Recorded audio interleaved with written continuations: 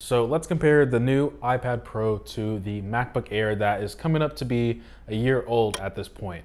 And you may think because they're both priced around the same and for once they share the same processor, the choice may be becoming even more conflicting. So let's talk about form factor first. So the iPad Pro is a tablet and then the MacBook Air is a laptop, a traditional laptop.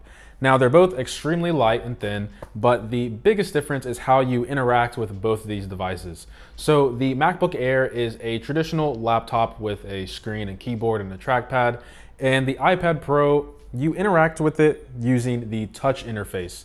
And it has the luxury of doubling as a laptop with the Magic Keyboard that Apple provides for $300 for the 11-inch and then $350 for the more expensive 12.9-inch. I'll get into the price towards the end of the video, but do keep in mind that with the Magic Keyboard, it significantly increases the price of the iPad Pro. And if you are an artist or enjoy writing as well, I mean, that's an extra $150. Where is my Apple Pencil? I swear to God, I always lose that thing.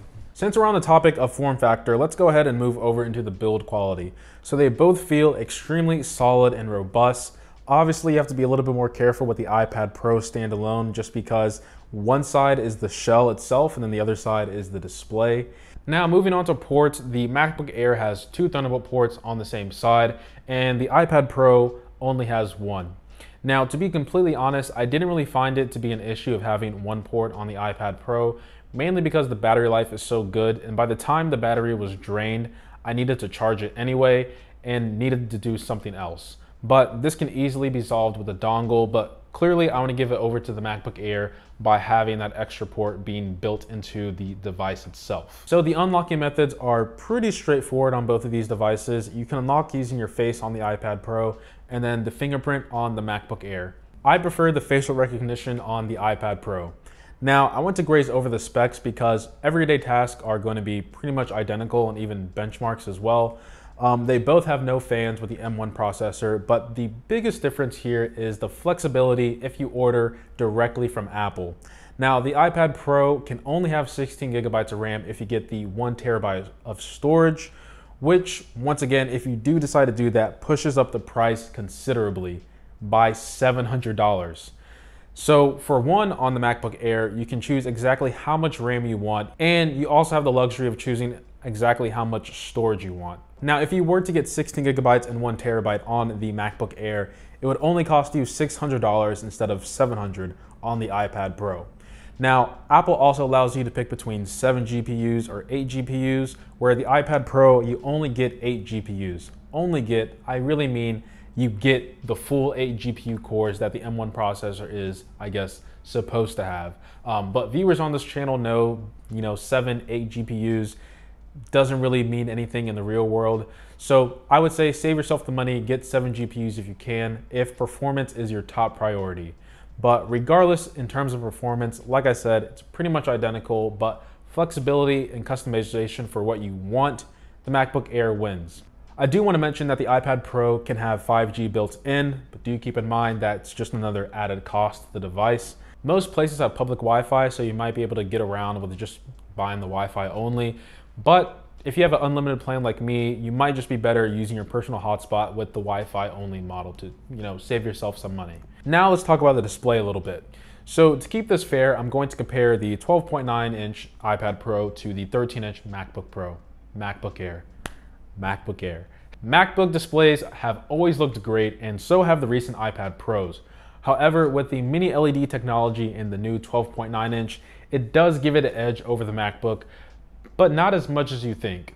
So the colors look great on both, but unless you really care about colors and better contrast with your black levels and such, maybe go with the iPad Pro.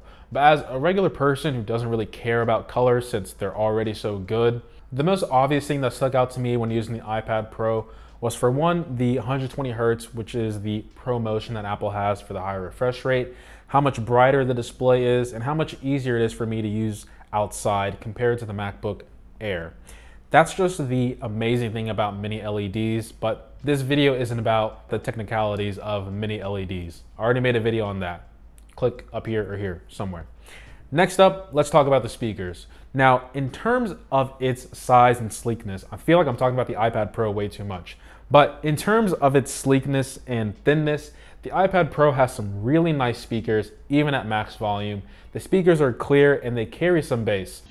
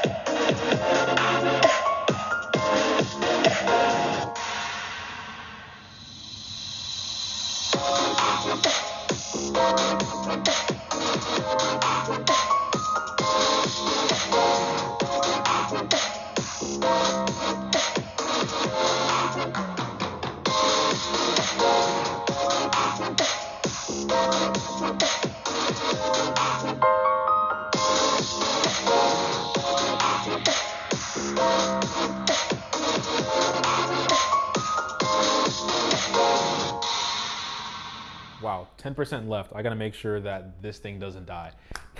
Now, the best thing about this iPad Pro, the one that gets me the most compliments in two aspects: the camera for video conferences and FaceTime. For video conferences, whenever I showed my face or enabled my camera, people's initial reaction was how amazing I looked. Not me specifically, but how clear and sharp I looked from the camera quality. Then when I moved over to FaceTime with the center stage technology, it not only made FaceTime more enjoyable, but people's reaction was hilarious because they were like, "You look so good," and like, "How are you moving your camera so smoothly like that?" That's pretty much just the, I guess, power of the wide angle lens in the front camera. Center stage really needs to come into the other Apple products, really needs to come to the iPhone. Anyway, if you're trying to look as professional as possible and do a lot of video conferencing, hands down, iPad Pro. But the MacBook Air, it looks as if you're still in your college dorm. So if you want to look like that, go with that option, but take a look for yourself. Okay, so this is a camera and microphone test between the iPad Pro and the MacBook Air. You guys can tell me how the video quality sounds as well as the audio. I think hands down the iPad Pro wins in this category just because of its camera technology as well as the microphones. I mean, it's not even fair, to be completely honest.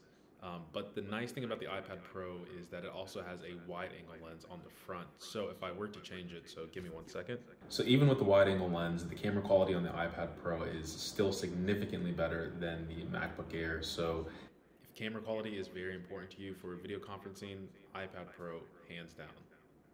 Hands down. Even look at my hat. My hat just looks like a white glow on the MacBook Air, where it's like pretty accurate of what it's supposed to be on the iPad Pro. That's what it is. Now let's talk about the elephant in the room, probably what you guys really came here for, which is iPadOS versus macOS. Which one is better and what is my opinion? Now do keep in mind, I'm thinking from the perspective of owning only one of these devices as my primary machine, not both. So if that's the case, macOS, in my opinion, is better because things have been developed for this platform for decades at this point, but iPadOS itself has come a long way. To help you answer this question, it all comes down to your needs. If you've done the research and everything you need can be done on iPadOS, I would recommend the iPad. However, if what you need to do in your day-to-day workflow requires macOS, or you just prefer macOS, then it's a no-brainer that the MacBook or any traditional laptop is the way to go. I know iPadOS is limiting, but it's only limiting for me. It's not limiting for all. I also think if you want to look like a trendy young person trying to stand out in the crowd, the iPad Pro is also a good choice. So let's talk about price. There's something on my MacBook that's distracting me. If you decide to get the Magic Keyboard by Apple for the iPad Pro, then no matter how you dice it, slice it, the iPad Pro is going to be a more expensive machine. If you choose your own keyboard and mouse, then the 11-inch could be a cheaper alternative. However, with the accessories in order to match the all-in-one build from the MacBook Air in terms of value of your money, the MacBook Air takes it for me. You see, at the cost of saving money to be similar to the price of the MacBook Air, you would just have to compromise a little bit too much. So with that smaller screen, that means you're getting less area to work with and multitasking, and you're not gonna get that amazing mini LED technology. What else? Yeah, you just have to compromise. You would have to sacrifice the actual usability of the device just to match the price point of the MacBook Air. And you would also be pigeonholing yourself with iPadOS as well. Honestly, you just have to weigh your pros and cons. If I had to pick one personally, it would be the MacBook Air. Now, this iPad Pro is probably at 5% and it's gonna die on me any second. So hopefully you guys found this video informative. If you did, I appreciate every sub, like, and comment. And as always, guys, much love.